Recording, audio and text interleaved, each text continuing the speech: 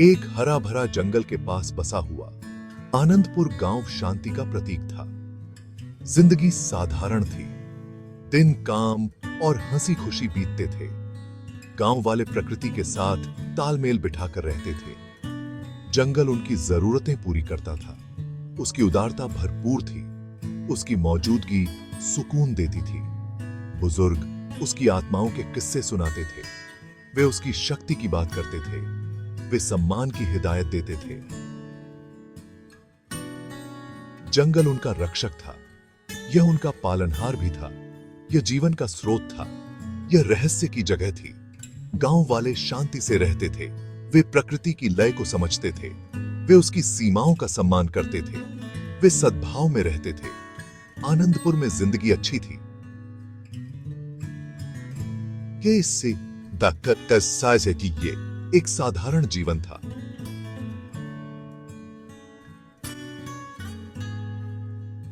यह एक खुशहाल जीवन था।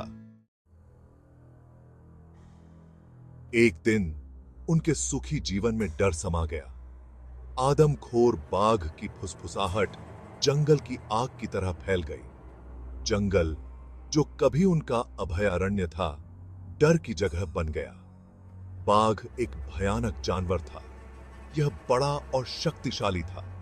उसकी दहाड़ से धरती हिल जाती थी। पशुधन गायब हो गया।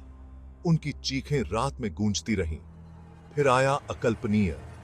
एक ग्रामीण, शाम को घर लौट रहा एक किसान, उस पर हमला कर दिया गया। उसकी मौत ने आनंदपुर पर शोक की छाया डाल दी। गांव में दहशत फैल गई। ग्रामीण दहशत में थे। कभी चहल पहल वाला गांव अब डर के साए में था। बच्चे बाहर खेलना बंद कर दिया। महिलाएं एक साथ दुबकी हुई थीं। उनके चेहरे पर चिंता की रेखाएं थीं। पुरुष कच्चे हथियारों से लैस होकर गांव की सीमाओं पर गश्त करते थे। पत्तों की हर सरसराहट पर उनके दिल की धड़कन तेज हो जाती थी। बाघ ने उनकी शांति भंग कर दी थी। यह उनके जीवन में आतंक लेकर आया था। बाघ और गांव की दुर्दशा की खबर अर्जुन तक पहुंची। वह एक प्रसिद्ध शिकारी था जो अपने साहस और कौशल के लिए जाना जाता था। उसका हृदय ग्रामीणों के लिए दुखी हुआ। उसने मदद करने का फैसला किया। वह उन्हें इस संकट से निजात दिलाएगा। वह उनके जीवन में शांति बहाल करेगा। अर्जुन कोई साधारण शिकारी नहीं था। वह जंगल और उसके जीवों का सम्मान करता था। वह जरूरत पड़ने पर ही शिकार करता था। उन्होंने इसे अपना धर्म, अपना कर्तव्य समझा।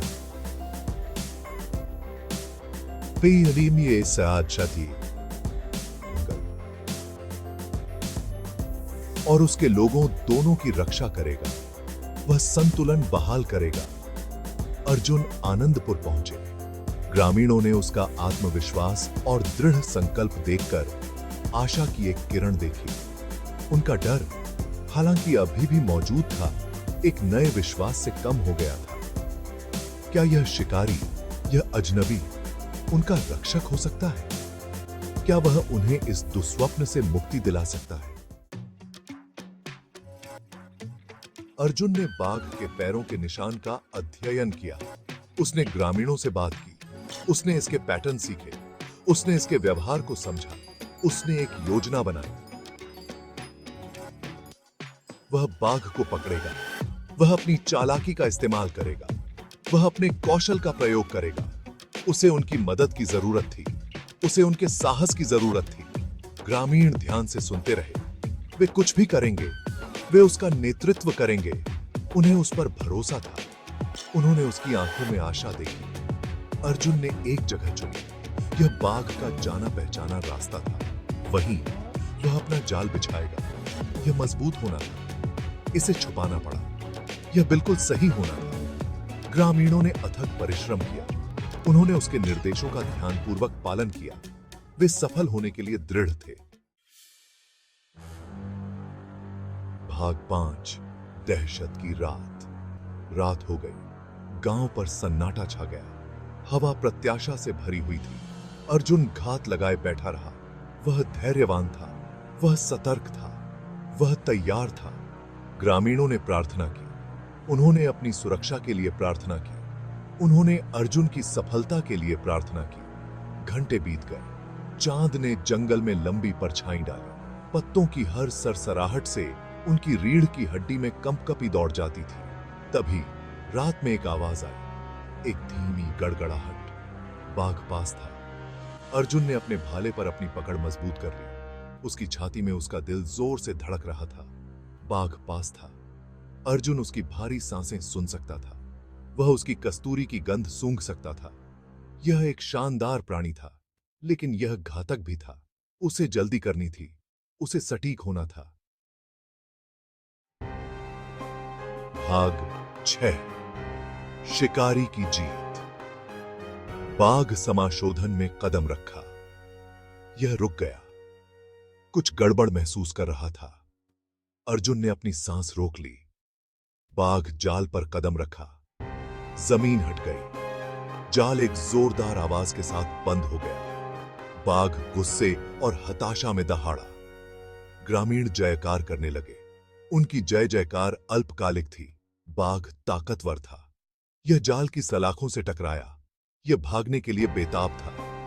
अर्जुन ने फुर्ती से काम लिया। वह जानता था कि इससे पहले कि वह खुद को और चोट पहुंचाए, उसे जानवर को अपने वश में करना होगा। उसने अपने ट्रैंक्विलाइजर डार्ट को निशाना बनाया। उसने फायरिंग की। डार्ट ने अपना निशान लगा दिया। बाघ नीचे गिर पड़ा। उसकी दहाड़ कराह में बदल गई। आखिरकार खत्म हुआ। ग्रामीण सुरक्षित थे। भाग 7। एक नया सवेरा। जैसे ही सूरज उगा, आनंदपुर पर अपनी सुनहरी किरणें बिखेर दी। ग्रामीण फंसे हुए बाघ के चारों ओर जमा हो गए। उनके चेहरों पर राहत की लहर दौड़ गई। उनका दुःस्वप्न आखिरकार खत्म हो गया था। अर्जुन ने ग्रामीणों की मदद से बेहोश बाघ को सावधानी से गड्ढे से बाहर निकाला। वे इसे जंगल में गहराई में छोड़ देंगे, अपने घरों से दूर, उनके गांव से दूर। जंगल उसका घर था। वे इसे समझ गए, लेकिन उन्हें अपनी रक्षा भी करनी थी। उन्हें अपने परिवारों की रक्षा करनी थी। ग्रामीणों ने कृतज्ञता और प्रशंसा से अर्जुन की ओर देखा। उसने उनके लिए अपनी जान जोखिम में डाल दी थी। उसने उनके गांव को बचा लिया था। वह उनका हीरो था। वह उनका रक्षक था। भाग 8। विजय का पर्व। उस रात अर्जुन के सम्मान में एक विजय उत्सव का आयोजन किया गया। पूरे गांव ने भाग लिया। आग खुशी से चटक रही थी। खुश चेहरों पर नाचती हुई परछाई पड़ रही थी।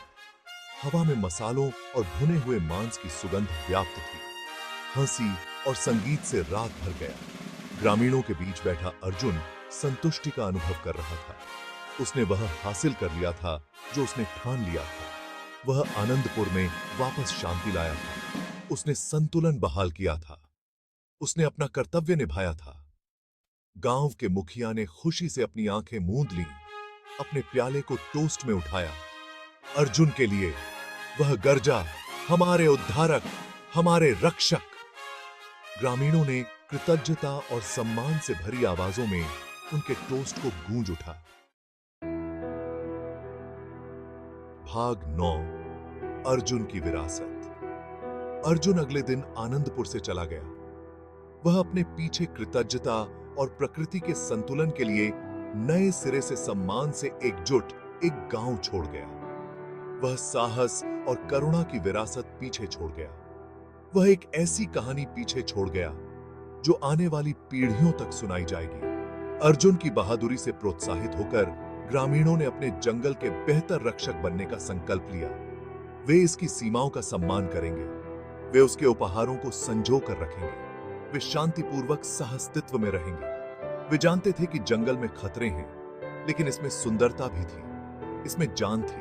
यह उनका घर था और वे इसकी रक्षा करेंगे।